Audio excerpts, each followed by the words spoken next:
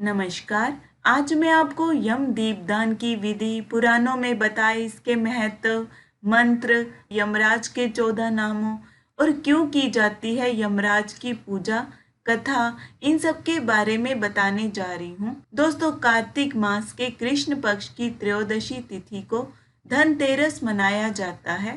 धनतेरस के दिन यमराज को दीपदान करने की परंपरा निभाई जाती है। पुराणों में कहा गया है कि धनतेरस के दिन यमराज को दीप दान करने से अकाल मृत्यु का भय खत्म हो जाता है। पूरे साल में यही मौका होता है जब मृत्यु के देवता यमराज की पूजा की जाती है। इसके अलावा दोस्तों, नरक चतुर्थी के दिन भी यम के नाम से दीपक जलाने की परंपरा है।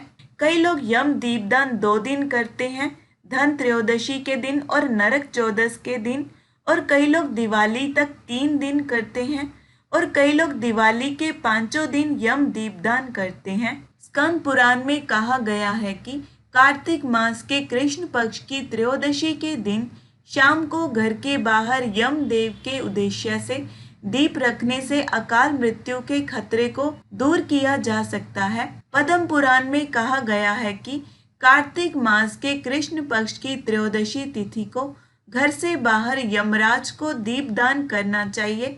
इससे अकाल मृत्यु का नाश होता है। दोस्तों, दीप दान करने के लिए दीपक आप मिट्टी का भी ले सकते हैं और घर में आटे का भी बना सकते हैं। एक बड़ा सा मिट्टी या आटे का दीपक ले लें। इस दिन तेल के दीप का दान किया जाता है। आप सरसों का तेल ले सकते हैं और तिल के तेल का प्रयोग भी कर सकते हैं। शास्त्रों में ऐसा कहीं भी वर्णन नहीं आया कि यमराज को कड़वे तेल अर्थात सरसों के तेल का दीपदान करना है। तेल के दीपदान का वर्णन प्राप्त हुआ है, इसलिए आप तिल का तेल भी ले सकते हैं और सरसों का तेल भी। और यम दीप हमेशा घर के बाहर देना चाहिए, इसलिए इस दीप को दक्षिण दिशा में रखना है और घर के बाहर रखना है। अगर दोस्तों फ्लैट में रहते हैं तो जो मुख्य द्वार है उसके बाहर रखें। इस दिन शाम को घर के बाहर दक्षिण दिशा की ओर तेल का दीपक अनाज के ढेर के ऊपर जलाया जाता है। ये दीपक घर के बाहर दाहिनी ओर रखें। एक पात्र में अनाज रख लें, उसके ऊपर ये दीपक रखें। पात्र अगर मिट्टी का हो तो सर्वश्रेष्ठ है। अनाज चावल ले सकते हैं, गेहूं ले सकते हैं, उसके ऊपर दीपक रखना है। कई लोग एक मुखी दीपक जलाते हैं और कई लोग चौमुखी दीपक जलाते हैं। जैसे आपके परंपरा हो कर सकते हैं। 4 मुखी दीपक जलाने के लिए 4 बत्तियां अलग अलग बनाएं। अब दोस्तों, शास्त्रों के अनुसार लाल बत्ती के साथ ही तेल का दीपक का दान करना चाहिए, इसलिए आप बत्ती पर थोड़ा सा कुमकुम लगा सकते हैं। इस तरह से आप 4 बत्ती वाला चौमुखी दीपक बना सकते हैं। कई लोग 2 लंबी बत्ती लेके उसको क्रॉस करके रखते हैं। चौमुखी दीपक चारों दिशाओं में रोशनी देता है। अगर एक मुखी दीपक रखें तो वो दक्षिण दिशा की तरफ होना चाहिए। अब कई लोग लकड़ी के पाटे को पवित्र करके उसके ऊपर स्वास्तिक चिन्ह बना के फिर उसके ऊपर दीपक रखते हैं।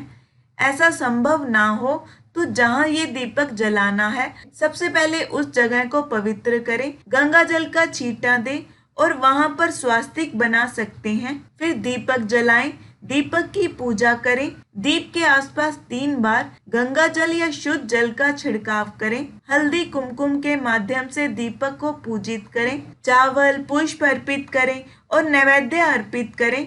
बताशे, मिश्री, गुड़ कुछ भी ले सकते हैं। ओम यम देवाय नमः कहते हुए दक्षिण दिशा में नमस्कार करें।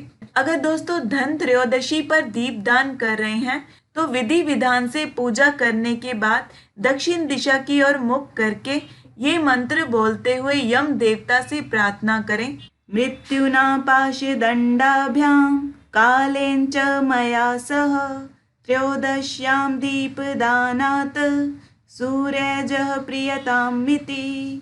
त्रयोदशी को दीपदान करने से मृत्यु, पाश, दंड, काल और लक्ष्मी के साथ सूर्य नंदन यम प्रसन्न हो। या दोस्तों साधारण भाषा में भी बोल सकते हैं, हे यम देवता, मैं आपको दीप दान कर रहा हूँ। आप मेरे और मेरे परिवार के सभी पापों का नाश करें। कोई अनहोनी घटना हमारे परिवार में ना घटे, अपनी दया दृष्टि बनाए रखें, परिवार में सबके स्वास्थ्य और लंबी आयु की कामना करें। दोस्तों, अगर 5 दिन दीपदान कर रहे हैं तो हर बार दीपक और अनाज आपको बदलना है। अनाज आप पक्षियों को डाल सकते हैं या दान कर सकते हैं।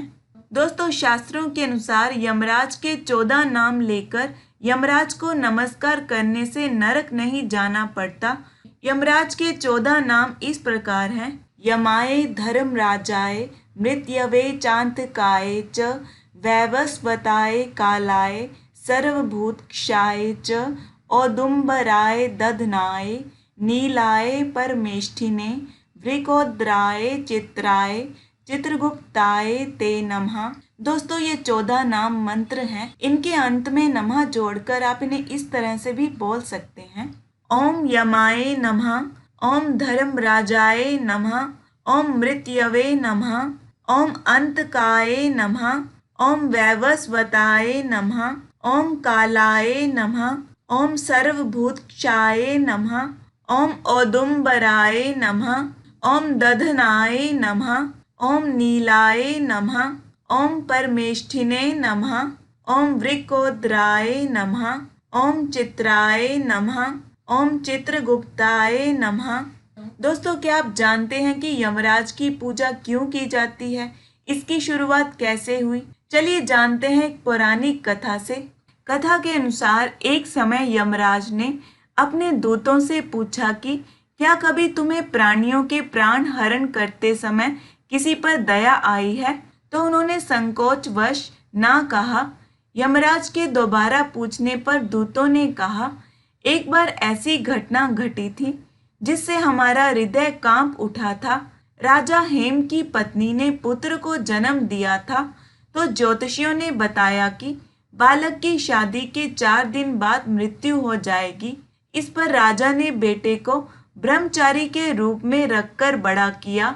एक दिन महाराजा हंस की बेटी भ्रमण कर रही थी तो ब्रह्मचारी युवक उस पर मोहित हो गया और गंधर्व विवाह कर लिया।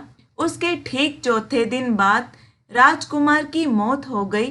पति की मौत पर पत्नी बिलखने लगी। उसके करुण विलाप से दूतों का हृदय भी कांप उठा। दूतों ने यमराज को आगे बताया, राजकुमार के प्राण हरते समय हमारे आंसू भी नहीं रुक रहे थे। इस बीच एक यमदूत ने यमराज से कहा, कृपया ऐसा उपाय बताइए जिससे प्राणियों को अकाल मृत्यु ना भोगनी पड़े। इस पर यमराज ने कहा, तुम उचित कहते हो, इसका एक रास्ता मैं बताता हूँ। यमराज ने कहा कि जो प्राणी कार्तिक कृष्ण पक्ष की त्रयोदशी की रात में मेरा पूजन और विधि पूर्वक दीप दान करेगा, उसे कभी अकाल मृत्यु का भय नहीं रहेगा। साथ ही दीपक जलाते समय उस जीव को जीवन भर धर्म मार्ग पर चलने का वचन भी देना होगा। जो ऐसा करेगा उसे कभी भी अकाल मृत्यु नहीं होगी। वह समस्त सुखों का उपभोग करने के उपरांत ही मृत्यु को प्राप्त होगा। मान्यता है कि तब से ही कार्तिक कृष्ण पक्ष की त्रयोदशी यानी कि धनतेरस के दिन यमराज की पूजा का विधान शुरू हुआ। दोस्तों, आशा करती हूँ ये वीडियो आपको अच्छा लगा होगा। धन्यवाद।